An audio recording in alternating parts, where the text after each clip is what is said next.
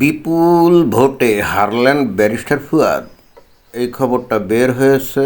এই যে ব্যারিস্টার ফুয়াদ, অনেকেই তাকে চিনেন গত 17 মাস ধরে প্রতিনিয়ত কিন্তু টেলিভিশনের টক শোতে এবং সাংবাদিকদের একেবারে কেন্দ্রবিন্দুতে ছিল। তেমন কোনো গুরুত্বপূর্ণ নেতা আগে ছিল এটা আমরা শুনি নাই, আগে তার নামও শুনতাম না। হঠাৎ করে এই 24 সালের ওই 5 আগস্টের পর থেকে দেখা গেল যে এই ব্যারিস্টার ফুয়াদ অত্যন্ত লাইমলাইটে।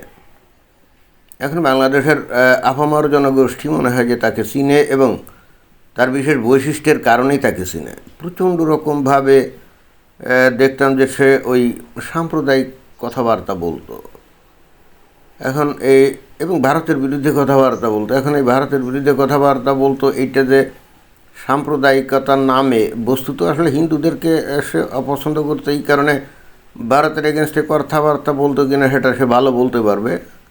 কিন্তু এরকম হওয়ার সম্ভাবনা বেশ বেশি, কারণ তার দল হলো এ বি পার্টি না, যেটা নাকি ওই জামাত ইসলামের হলে একটা কী বলা যায় দলছুট পার্টি। তার কথাবার্তার মধ্যে আর একটা খুব গুরুত্বপূর্ণ বৈশিষ্ট্য ছিল, যেটা আমরা শুনলে মানে আমরা বিশ্বাসই করতে পারতাম না যে এই লোক একজন ব্যারিস্টার নিজেকে পরিচয় দিচ্ছে অথচ এই ধরনের কথাবার্তা বলে। স্বাধীনতার প্রতি তার কোনো ছিল না, মানে বাংলাদেশ যে 71 সালে স্বাধীনতা যুদ্ধ করে স্বাধীনতা প্রাপ্ত হয়েছে, এই স্বাধীনতার প্রতি তার কোনো আনুগত্য ছিল না।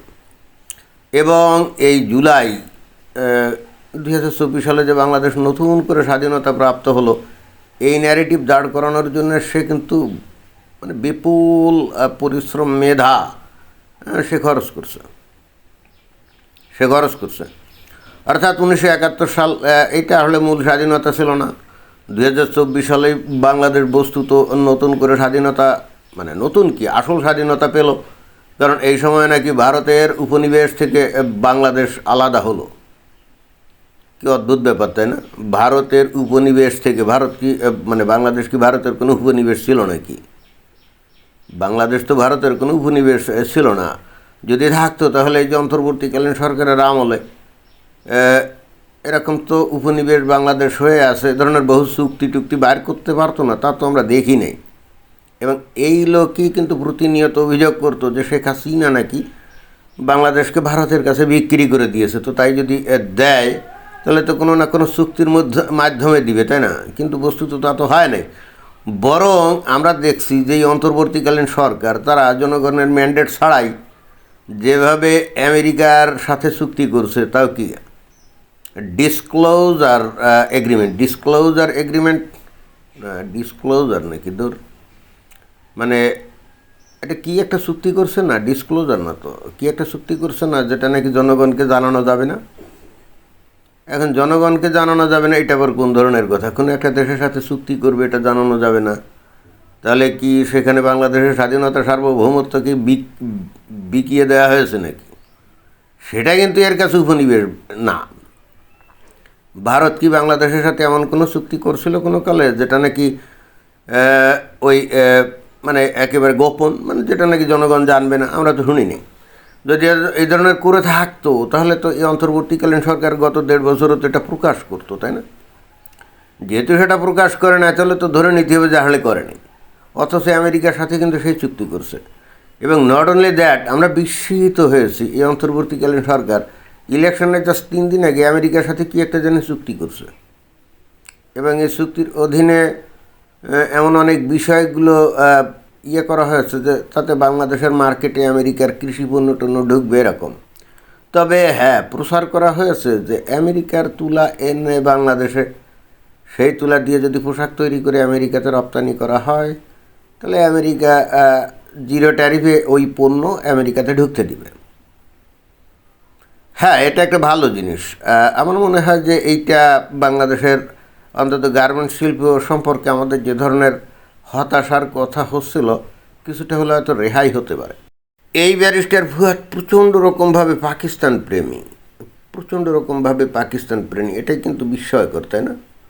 যে পাকিস্তান 24-25 বছর ধরে এই বাংলাদেশকে লুটে ফুটে খাইছিল, বাংলাদেশের মানুষের উপরে গণহত্যা চালিয়েছিল, নারীদেরকে ধর্ষণ করছিল এবং তাদের সাথে যুদ্ধ করে দেশে স্বাধীন হলো, সে স্বাধীনতাপ্রাপ্ত দেশের জন্মগ্রহণ করে, তাও আবার সে নিজে কি ওই ব্রিটেন থেকে ব্যারিস্টারি এর ডিগ্রি অর্জন করছে, করে কীভাবে এত পাকিস্তান প্রেমী হতে পারে, এটা কিন্তু বিস্ময়কর ছিল।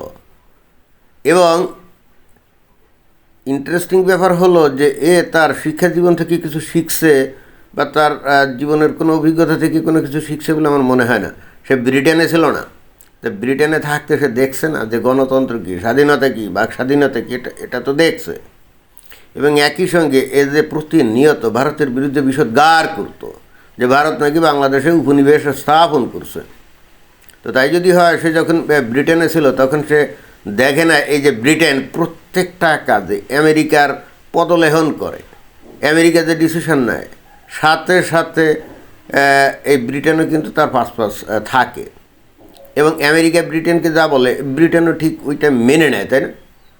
তো তার কাছে ওটা কি উপনিবেশ মনে হয় নাই যে আমেরিকা ব্রিটেনের উপর উপনিবেশ স্থাপন করছে? অথচ সে ওখানে ছিল, তাই না? তো এগুলো সে দেখে নেই। কোথায় আটলান্টিকের অপর পাড়ে হলো আমেরিকা, তাই না? তো তার কথা শুনে ব্রিটেন ওঠে আর বসে, এগুলো তো সে নিজে দেখছে। আর যদি এই আমেরিকা এই বাংলাদেশ আর ভারতের মতো পাশাপাশি দেশ হতো, আমার তো ধারণা স্বাধীন ব্রিটেন বলে কোনো কিছু থাকতো না, ও ব্রিটেন আমেরিকার সাথে জুড়ে যেত। And would be the one of the states of USA. আমার কাছে তো সেরকমই মনে হয়। এগুলো তো সে দেখে আসছে। সেখানে বাংলাদেশ আর ভারত পাশাপাশি রাষ্ট্র, তাই না? তো এখানে তো পারস্পরিক বন্ধুত্বপূর্ণ অনেক কিছু হবে, অনেক সম্পর্ক হবে, অনেক চুক্তি হবে, এরকমই। তো তাই যদি হয়, এবং একই সাথে এটাও তো দেখতে হবে যে ভারত একটা বিশাল দেশ, তাই না? বিশাল অর্থনীতি, বিশাল সামরিক শক্তি। বাংলাদেশ অনেকটাই ভারতের পেটের মধ্যে অবস্থান করে। তো আন্তর্জাতিক বিষয়ে যদি এর কোনো জ্ঞানগম্যি থেকে থাকে, তাহলে সে তার বোঝা উচিত না একটা বিশাল দেশের পাশে একটা ছোট্ট দেশ যতই চিল্লাচিল্লি করুক, ওই বিশাল দেশের প্রভাবের বাইরে থাকা যায় না, থাকা সম্ভব না। না, এর কিন্তু ওই ধরনের কোনো মানে কমন সেন্স ছিল না। এবং এটাও যৌক্তিক অবশ্য, কারণ সে তো ইসলামী রাজনীতি করে, তাই না? এখন বাংলাদেশের মানুষ তো হলো তৌহিদি জনতা, মমিন মুসলমান, ইসলাম অনুযায়ী। এই যে হিন্দুরা, মানে ভারতের হিন্দুরা, তারা তো মুশরিক, তাদের সাথে কিসের সম্পর্ক? ওই দিক দিয়ে সে অবশ্য ঠিক ছিল। কিন্তু কথা হচ্ছে যে হ্যাঁ, ভালো কথা, কিসের সম্পর্ক? কিন্তু বাংলাদেশকে তো সেই সক্ষমতা দেখাতে হবে। বাংলাদেশকে তো অর্থনৈতিক, সামরিক বাদ দেই, অন্তত অর্থনৈতিক সক্ষমতা তো দেখানো উচিত ছিল, তাই না? তো সেটা কীভাবে সম্ভব? ইসলামী দর্শন দিয়ে এই যুগে এসে কি কোনো দেশ অর্থনৈতিক সক্ষমতা দেখাতে পারে? এ বিষয়ে তার কি কোনো আইডিয়া ছিল? থাকলেও সে সেটা স্বীকার করতো না। পৃথিবীতে এই 57-58টা মুসলিম কান্ট্রি আছে, তাই না? একটা দেশও কি আছে অর্থনৈতিকভাবে শক্তিশালী? শুধুমাত্র ওই মধ্যপ্রাচ্যের দেশগুলো তেল মাটির তলে পেয়েছে, বিক্রি করে কিছুটা শক্তিশালী, তাই না? কিছুটা ওই সাতবারি করে। যেদিন তেল শেষ হবে সাথে সাথে কলাপস করবে, অর্থাৎ উদ্ভাবনী শক্তি দিয়ে, তারপরে নিজস্ব গণতান্ত্রিক কাঠামো দিয়ে, নিজস্ব রীতিনীতি এবং প্রগতিশীল আইন তৈরি করে। এই যেমন ইসরায়েল, যেমন অনেক উন্নত, তাই না? এবং পৃথিবীর অন্যান্য অনেক অমুসলিম দেশ তারা উন্নত না। জাপান, কোরিয়া কি উন্নত না?